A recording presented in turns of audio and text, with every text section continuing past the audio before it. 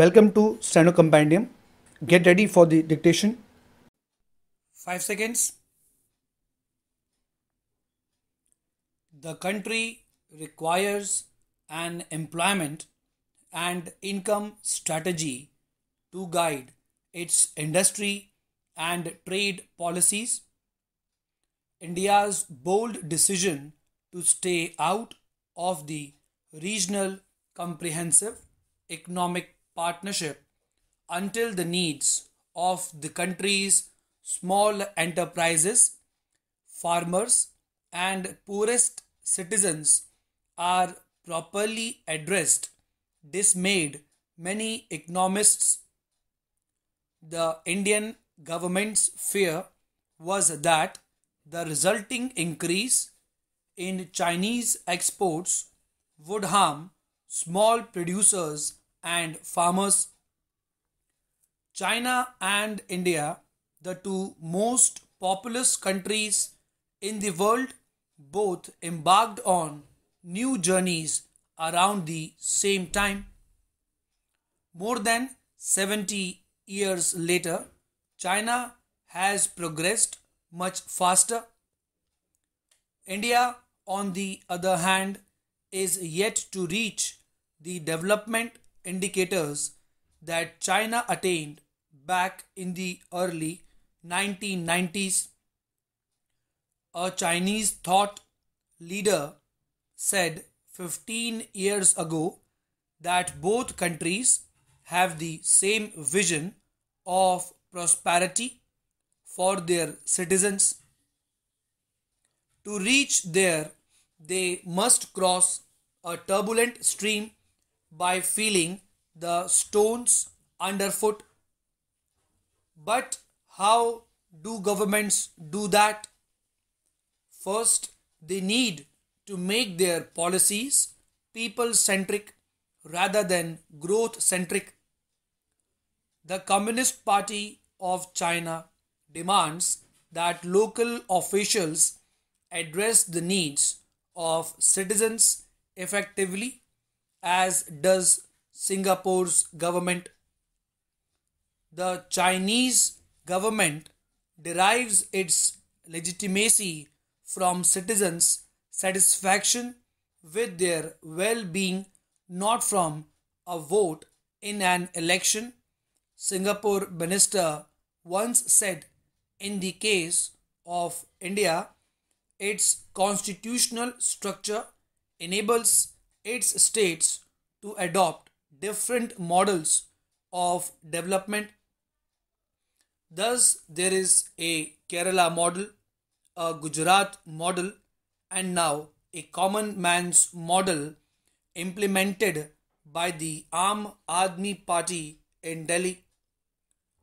Local participative governance has been a distinction of Kerala's model, and the state has been well ahead of the rest of the country, matching China in its human development indicators in education, health, and women's inclusion.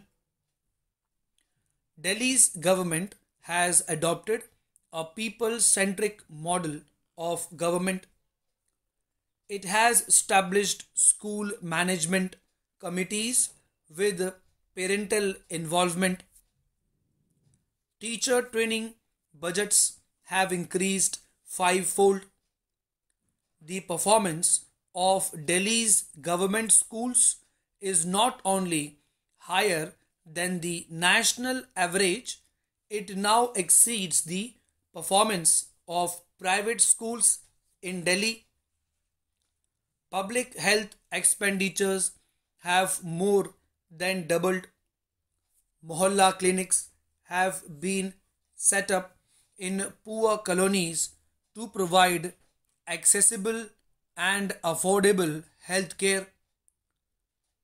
The share of unauthorized colonies provided with piped water has increased from 55% to 93% in just 5 years, reducing the need for poor people to pay for expensive tanker delivered water.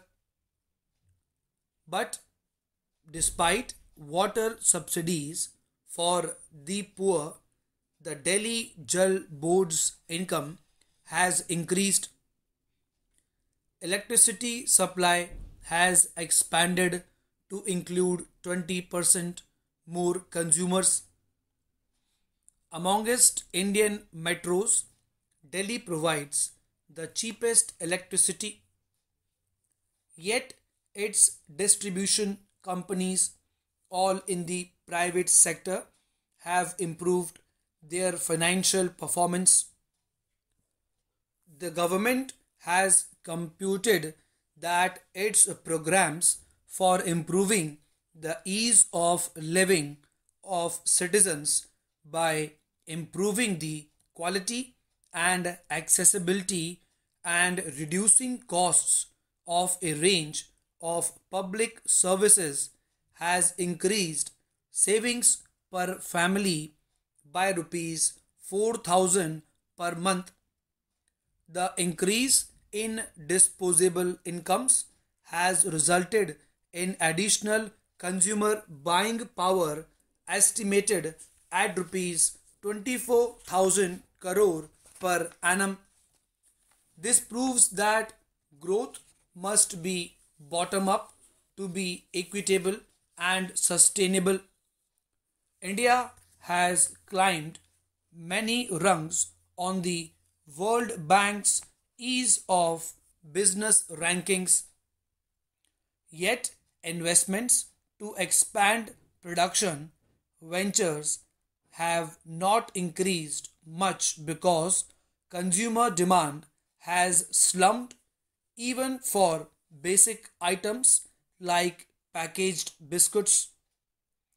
It seems odd that democratically elected governments in many countries, including India, who should be focused on citizens' well being, have become so focused on making it easy for global capital to do business in their countries.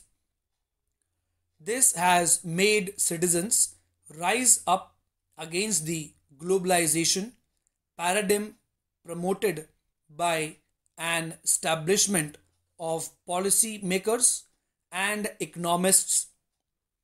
Citizens want their governments to put jobs in their countries first and to implement policies that increase incomes at the bottom of the pyramid rather than facilitating only further growth at the top. India's complex socio-economic environmental system is under even greater stress. The country must improve on many fronts simultaneously. India ranks very low in international comparisons of human development, education, and health, even below its poorer subcontinental neighbors. It is the most water stressed large economy in the world. Its cities are the most polluted. India's economic growth is not generating enough jobs for its burgeoning population of youth. The employment elasticity of India's growth numbers of jobs created with growth is amongst the worst in the world. Bold actions without an understanding of the whole system can cause great harm. The bold move to demonetize the currency notes in 2016 was an egregious example. Unemployment of persons with vocational education has gone up between 2011-12 and 2016 1718 from 18.5% to 33%. India now has a larger number of frustrated youth.